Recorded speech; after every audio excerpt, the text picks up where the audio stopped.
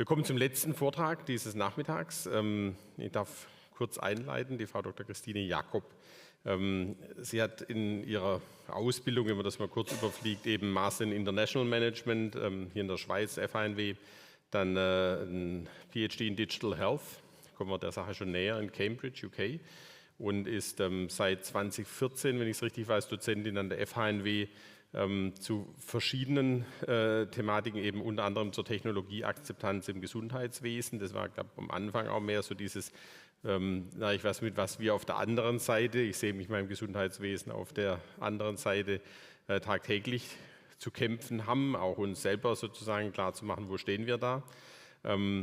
Und was sie so spannend für uns sozusagen als Referentin macht, und so sind wir auch sozusagen in Kontakt gekommen, war, dass sie schon sehr viel Erfahrung in unterschiedlichen, sehr großen Projekten hatte, auch unterschiedlichen Industrieprojekten, wo es darum ging, solche Technologien zu implementieren, weil das ist so spannend zu sehen, dass es eigentlich nie gescheit funktioniert. Man gibt sich Mühe, sehr viele schlaue Leute, sehr viele Ressourcen mitunter auch, und man denkt, gibt es doch nicht.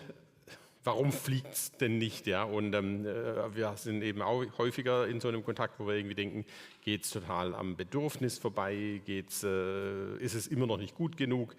Ich kann Ihnen die Antwort logischerweise nicht geben. Ich bin gespannt, ob du auch nur annähernd die Antwort dazu geben kannst. Aber es ist sozusagen zum Abschluss nochmal ein sehr höherer Blickwinkel auf die ganze Geschichte und auch logischerweise mit dem Thema Artificial Intelligence, das da noch mit reinkommt, ist im Titel mit drin, Shaping the Future of Healthcare, the Crossroads of AI, People and Organizations. Und ich bin sehr gespannt, wie du das sozusagen alles unter einen Hut bringst und das Symposium damit sozusagen bis zur Podiumsdiskussion noch abrundest. Ganz herzlichen Dank für dein Kommen und deine Bereitschaft zu sprechen.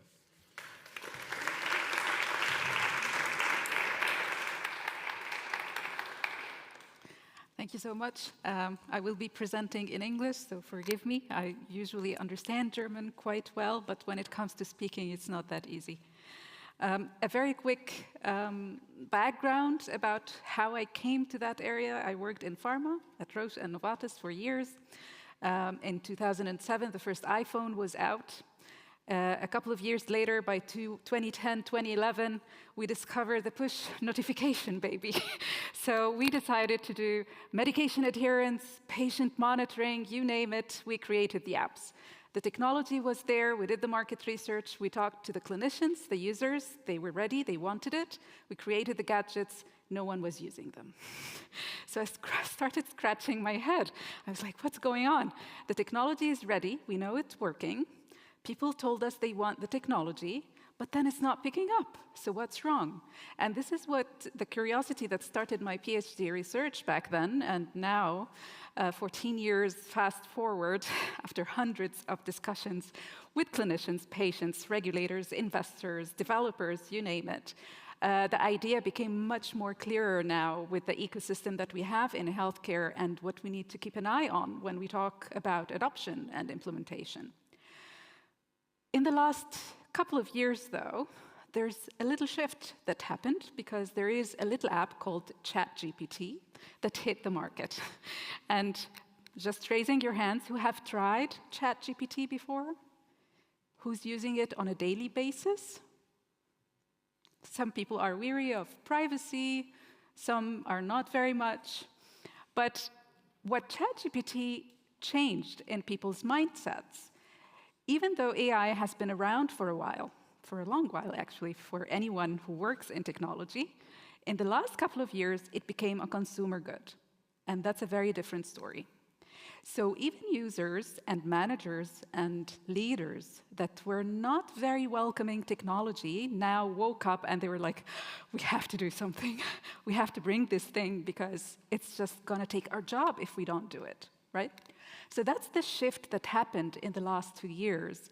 And as I wanted to go through the journey of understanding how AI is impacting healthcare and how healthcare is impacting AI in other ways, I wanted to just start with a very quick view of why AI is different than other technologies. Why is this huge noise or hype you call it whatever you like to call it, that's happening in those last couple of years.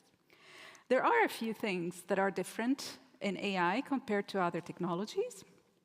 One of the key things is speed. So even though AI was around for a while, the last couple of years, the pace at which AI is taking over our abilities as humans is scary. And this is creating a lot of reactions among people and experts alike. So speed is one. Explainability. Those of you who are a little bit versed in technology might have heard of the black box of AI. Eric Topol, in one of his TED Talks, he even asked why the two scientists that took the Nobel Prize for the generative AI technologies did not have a little asterisk for AI, because they didn't completely understand what happened in there for the very technology they had the Nobel Prize for. So this black box means that there is a huge ethical question here, because we see the results, but this thing is adaptive, it's changing. The more we feed data, it develops further. So what if the next iteration is not in favor of patients? So especially in a sector like healthcare, this is a very big question mark. So explainability is a very different thing than the previous technologies that we have seen, because we have seen the technologies we've seen before. You develop the technology, you put it out on the market, and it's locked. It doesn't change anymore. But here you have like a 4-year-old child that keeps growing, and sometimes you don't know in which direction it grows. Fairness. So another thing that happens, again, thanks to this self-learning concept, is that the more we feed the data, the algorithm starts to adapt. Sometimes, however, it has this shortcut learning, and it teaches itself the wrong correlation, like the example that you see here on the X-rays. So the nice algorithm noticed, no one told it, it noticed that younger patients tend not to have this condition. So the algorithm looked at the X-ray and said, nah, too young, doesn't have it. But the person has the problem, right? So what does that mean for us in healthcare? What do we need to do to ensure that we're harnessing the potential, but we're also avoiding the risks? The adaptive nature, especially from a regulatory perspective. So again, here we are faced with a novel situation that we have never seen before. And I feel for our regulators, because this is a situation they've never faced before. The app or the tool or the system that they certify today is going to be different in a year. Like it or not. That's now the fact of those adaptive algorithms. So what does the regulator need to do to ensure safety? So even when it's certified, it's going to keep changing. And last but not least, in those things that make AI different, it's the reckless deployment. And we've heard a bit about the risks of the digital world with AI. This is taking risks to a completely different level. So even not talking about healthcare, just talking about all the video creation gadgets and the deep fakes that we're seeing today, and we have zero regulation to protect us against them. Imagine that translated into healthcare. And what does that mean? Those big players, they know that all the money is there. That's the future. There's a huge business opportunity, so they're pushing like crazy, because every one of those big players want to own that innovation. But regulations are not picking up that quickly. So there are, again, ethical question marks that we need to be reflecting upon. So what's hype and what's reality? And I don't want to, sound too negative. I do acknowledge that there's huge potential that can come with those innovations, and we can benefit big time from them. But what I'd like to pinpoint in the few minutes that I'm going to talk to you about AI is, what do we need to take into account or to look for when we're considering the potential of those technologies, so that we ensure that we don't grow a ticking bomb, a ticking AI bomb in our organizations, but we are bringing innovations that are balanced against the risks that they may bring. First, the hype. We see a lot of clickbait, like this one here. So NVIDIA created those very nice chatbots that do a very nice job addressing very specific diagnosis, right? The headline, though, says that it's going to replace nurses for $9 an hour. For anyone who has read the article, that's far from true. It's just the boring, repetitive task of explaining to someone who has just been diagnosed with something, what does that mean for them? It's that very specific task that they are resolving with this little tool. But those clickbaits and the stupid media coverage makes people who are not very versed in AI believe that AI is the enemy. And it's very degrading and insulting, to be honest, because nurses have been labeled the cornerstone of healthcare systems. So how do you dare to say they're going to be replaced for $9 an hour? That's far from true, at least today. I don't know what's going to happen in 5 years. We have probably all seen the famous article that was on JAMA a few months ago, how chatbots are more empathetic than doctors. And there was a huge wave in the media about it. Everyone wrote about this, right? And while this should be a wake-up call, and we should learn something from it, however, we have to stop for a second and realize that this very article did not measure accuracy. So we ended up in a situation where we have empathetic chatbots happily giving wrong healthcare information to people. Then you have a health authority like the WHO, and that is a real story. You can visit Sarah, the smart assistant that the WHO rolled out a few months back, that was giving wrong healthcare advice to users. That's really dangerous from a trust perspective when it's coming from such a health authority. So that's the danger of not looking at all the criteria before adopting a technology. I have so many examples of organizations for patient help that fired their help desk and replaced it with chatbots that was giving horrendous advice, and they regretted it. But that's really the danger when we don't know what do we need to assess in those technologies before investing in one and thinking that they can replace our workforce when they're not ready yet. Even the studies that measure accuracy, they sometimes sell accuracy as efficiency. So they say that the algorithm or the tool is accurate. It means it's going to help you do a more efficient job. However, from a workload perspective, that's not always true. Any radiologists in the room? Anyone in the radiology field? Not really.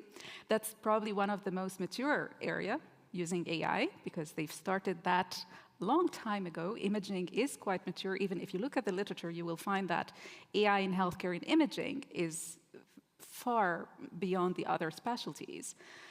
However, from a workload perspective, so many studies have now shown, even though it might help you with more accurate diagnosis, it might help you catch things that you might not have caught when you're doing things quickly, it takes more time. So from an efficiency perspective, it's not necessarily helping yet. And this is something that needs to be clear, especially for clinic leads and management, when they are taking those investment decisions, assuming that's going to save time. That's not always true, at least not today. So that's another thing to keep in mind. Another thing about efficiency is the importance of change management and training and understanding people's psyche and whether they accept those new technologies and how can we help them accept them? How do we train them? How do we onboard them?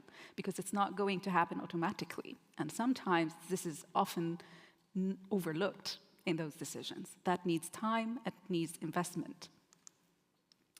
Money matters. So again, if we link efficiency and costs plus incentives, that's another big question mark here, especially in an insurance system that is a fee-for-service like in Switzerland. That's how doctors and management is incentivized. That's a system that sometimes prioritizes quantity over quality, and that's sometimes this tension that you always have to balance. How do I ensure good quality, but at the same time I'm only paid for quantity, for how many exams I did today, I signed today. So this could push for the wrong investments if we're not careful. So if we're not looking closely at the technologies that we're bringing, and the first priority is to save time and save costs, this can be a little bit of an imbalance that we might achieve. So this is not to say that AI is bad. It only says that we need to remain conscious and critical about those new technologies. We need to understand the potential, but also the risk that they may bring, and we need to have this holistic view of what it really means beyond the AI itself, what it means for infrastructure, for training, for trust, acceptance, accuracy, fairness, explainability. These are all things that we need to take into account when we're bringing those new innovations to our organizations. A couple of examples where potential for harm has been proven, and there are too many, I only brought a couple here, is, for example, this study that did a scoping review in dermatology in mobile apps using an AI for dermatology. They realized that many of them, they don't have evidence of their safety and efficacy. They did not have clinician input, for instance. So that's a huge problem when it comes to designing those apps, when you don't talk to the users. Again, explainability and issues with privacy protection. A very interesting one here with a couple of insurance companies in the US that started to use AI to take the reimbursement decisions and to see who to pay for their claims. And it was widely covered in the news when the AI informed them wrongly to deny some of the payments for patients that should have been paid. So some patients had the resources to sue them. They went to the court, and the insurance companies said, but it was the AI. Gladly, accountability, and that's a very important thing, accountability is also with the deployer, not only the developer. And that's what sometimes people don't understand. They think that they can say it was the AI, but that's not true. So any doctor or hospital that's deploying AI in their organization, they are as accountable as the developer if something wrong happens. And that's a huge responsibility to take, because this will take me to another point, which is monitoring and oversight, the human in command principle, HIC. Interestingly enough, as well, when it goes unmonitored, so if you let an AI autonomously running in the real world, it might very well amend its own code for its own convenience, like the example that we have here. So the algorithm actually edited the code to give itself more runtime, because who are those humans who decide anyway?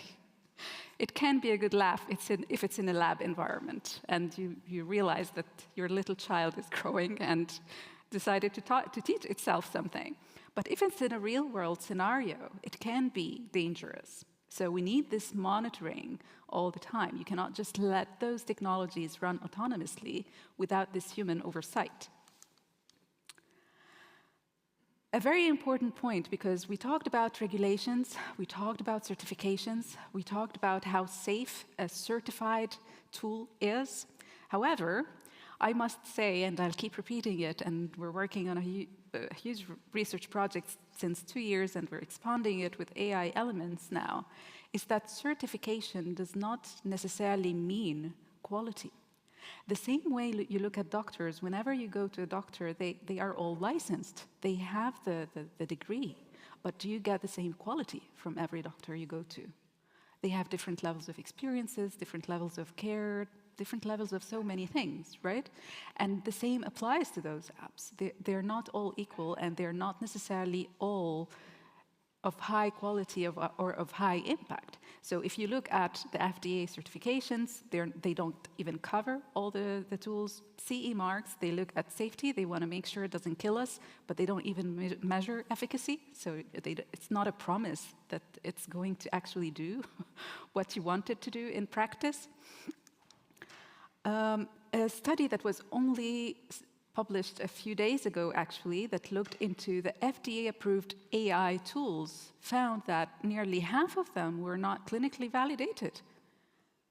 Surprise, surprise.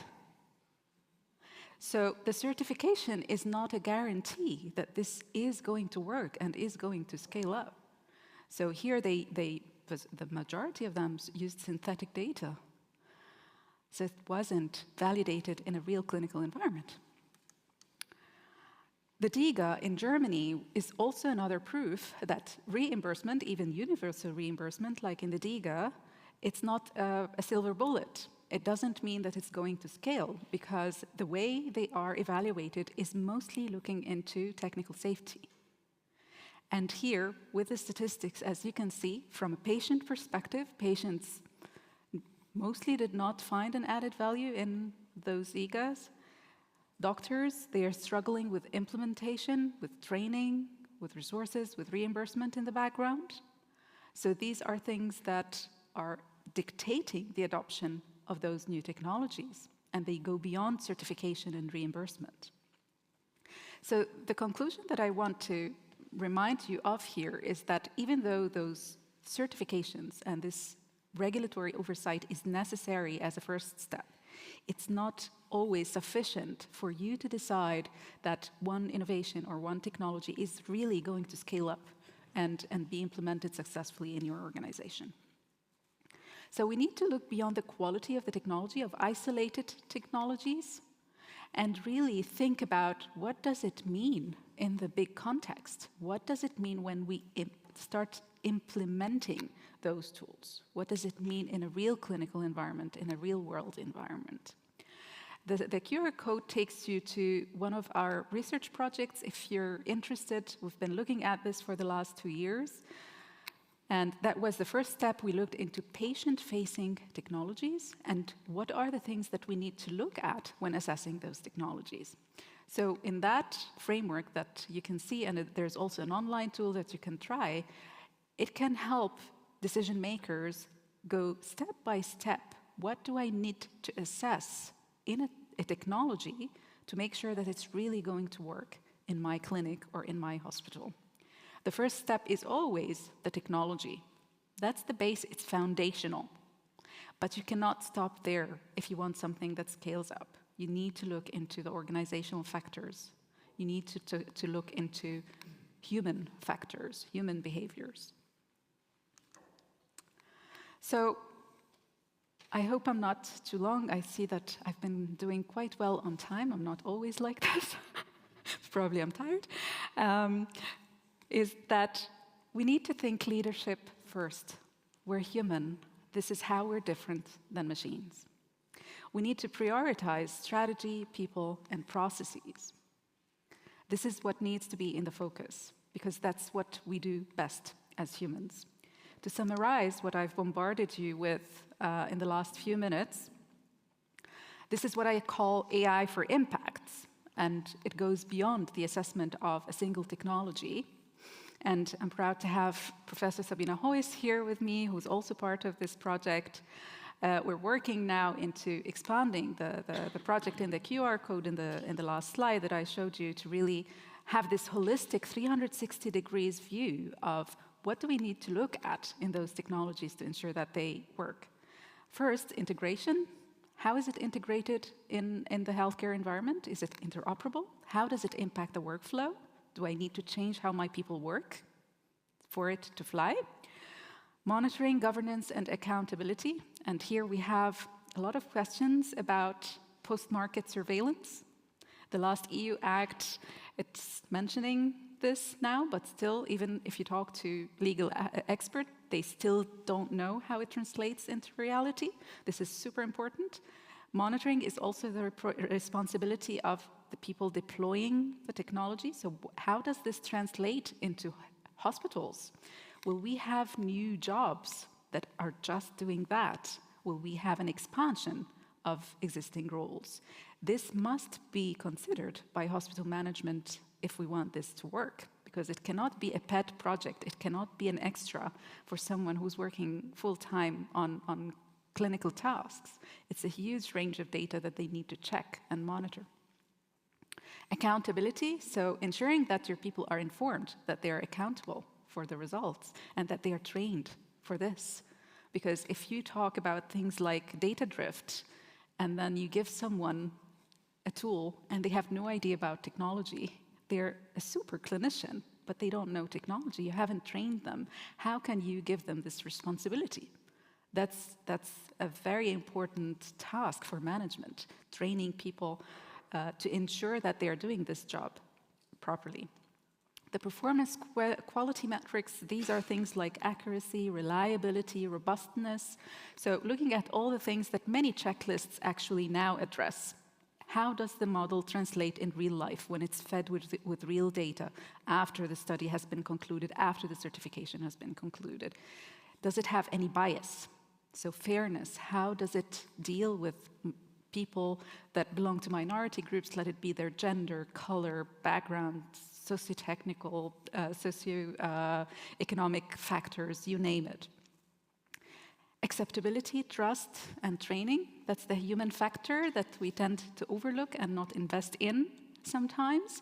But as said before, it's typically, at least so far, it's more work, not less. So you need your manpower to be trained and to be on board. You need to listen to them. You need to have feedback loops to ensure that they are doing with you, that it's not man against machine, but it's an augmentation of their skills. Cost and economic valuation. It's not just the license that you're paying for much more. So how do we translate that value? How do we look into what really that technology is bringing us? And we look at the holistic view of all the costs involved, including infrastructure, including training, including the time, the extra time that people are actually investing in monitoring and using those technologies. Technological safety and transparency, so the explainability again. Many of those players with certified tools, they don't necessarily have this transparency ticked. And all this, when checked, it should lead to the scalability and impact, clinical outcome, efficiency, efficacy, effectiveness. So what does it mean for the patient at the end of the day? What does it mean for the clinical tasks? These are hopefully the key things. I hope I captured everything that we've discussed to give you at a glance what you need to address or what you need to look at when you're considering licensing a new tool or piloting a new technology in your department. So I leave you with the definition of the AMA, the American Medical Association, of AI. It's one of my favorites. They call it augmented intelligence. And it calls for keeping our cognitive and emotional abilities as humans, again, being in command, being the human in command, and ensuring that we have a mature AI-powered future that balances the potential with the risks, that takes informed decisions that work for the benefit of our workforce and the patients. Thank you for your patience. And